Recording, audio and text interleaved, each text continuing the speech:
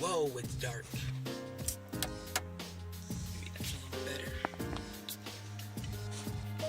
Let's see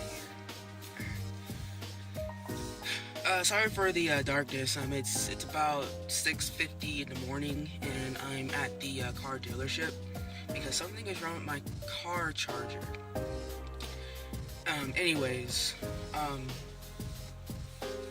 gonna admit it. I was a special kid in school, starting middle school. Before then, I wasn't. But I want to say even before then, I was. I was different. I was very different. I was an outcast. There was no category for me. I even had the most unpopular kids bully me and stuff like that. That's how low I was. I was just different. I was dealing with a lot of things that a kid shouldn't deal with. I came from a dysfunctional household. I wasn't planned. My parents didn't plan me. So I'm way younger than my siblings, than my older siblings.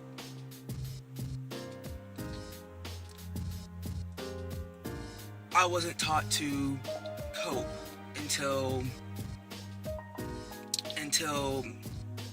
my first suicide attempt, which was back when I was 13 years old.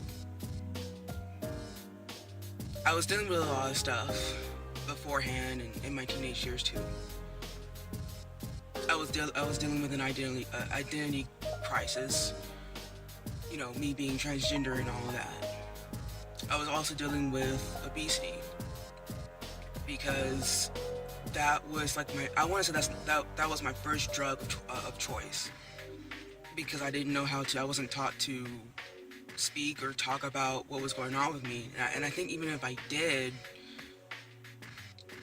I wouldn't be able, or people wouldn't be able to understand me, because my speech was just and excuse me, I do have a speech impediment, and it was really bad when I was younger. I used to stutter way more than I do now, and stumble on words and all of that. But yeah, I dealt with obesity ever since I can remember. The biggest I've ever gotten was 330 pounds. And the lowest that I've gotten was around 140. Now I'm about around 190 or so. But yeah, they put me in special ed back in 7th grade or so. And man, these public schools are something else. It's like they don't know how to deal with those different children. They just don't. And the whole educational, or the American educational public school system, needs to be just totally just revamped or whatever. They need to redo it, because it's hurting children and all that. There's this nice woman that I met, and her partner. I'm not gonna mention their names because I don't know if they want that. And this woman is nice enough to let me post in her group on Facebook.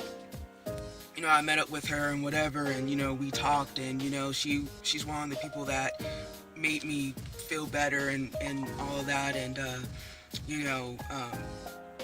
she happens to be knowledgeable in this type of stuff, in the whole how the system treats different children and whatever, and she has kids. I think she has 2 kids, and they were in that system, and she knows how bad it is, and I'm really happy. I'm really glad that she's doing her best to get into that and change things for the better and all of that. Man, I was never really a bad kid. I kept myself away from trouble. And, this, I live in Texas. And, even though I live in Austin, which is pretty damn liberal, it's still Texas. And, for a sensitive kid like I was, I was bullied, like, heavily. Mainly for my weight and whatever. And, it was terrible. And, I missed school because of it. Because, mentally I was fucked up. Physically I was fucked up too, being so heavy and whatever. And I got in trouble for that. Legal trouble for that. My parents didn't really pay attention to me. They were doing their own thing and whatever. I mean, they weren't planning on having another child, but I remember wanting to go with them. I remember wanting to, kiss them and hug them, and they just wouldn't really do it. To the point where I just didn't give a fuck anymore. And nowadays, I cringe every time my mom says, I love you over the phone or something, or I can't really hug her without feeling sick. My dad passed away back in 2012, and it was the same thing with him.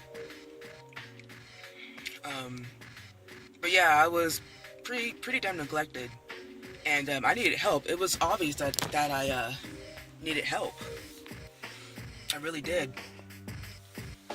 But I went through it on my own. That's why it's like I felt like emotionally I was alone for years, and even now.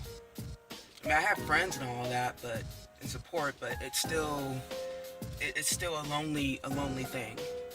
And that's all I ever knew, was just being on my own, being an outcast, being different, being special, whatever. But yeah, this system is fucked up. I mean, I was missing school because of the bullying and stuff like that, and I just didn't feel good mentally and physically. And they arrested me, put me in juvenile detention. And the psychiatrist that I had the first psychiatrist I had back when I was 13, he actually recommended to my mom that I should go to boot camp. And my mom and dad didn't even know all of this. They, we were pretty new to the mental health stuff. And of course, my mom was like, yes, because, she wanted help for her child. And I was trying to tell them, those are for kids that are, bad. I wasn't a bad kid. I just needed help. I needed compassion. I needed understanding. I needed somebody to talk to, care and stuff like that. I needed, something like that. But of course, they put me in there. I only lasted for about maybe 2-3 weeks, and it made things much worse. And I was trying to tell them that, man, I had to go through the court system, being in front of the judge. Even the judge, I was wearing, the whole uniform. They put me in shackles and handcuffs and all that. Even the fucking judge made fun of my weight or insulted me and all that stuff. When it came to my weight and all that, it was just madness. I'm telling you, I know for sure that the American juvenile system is fucked up. And you got a lot of these kids who are a product of bad or failed parenting. And it's usually the kids that get the shitty end of the stick.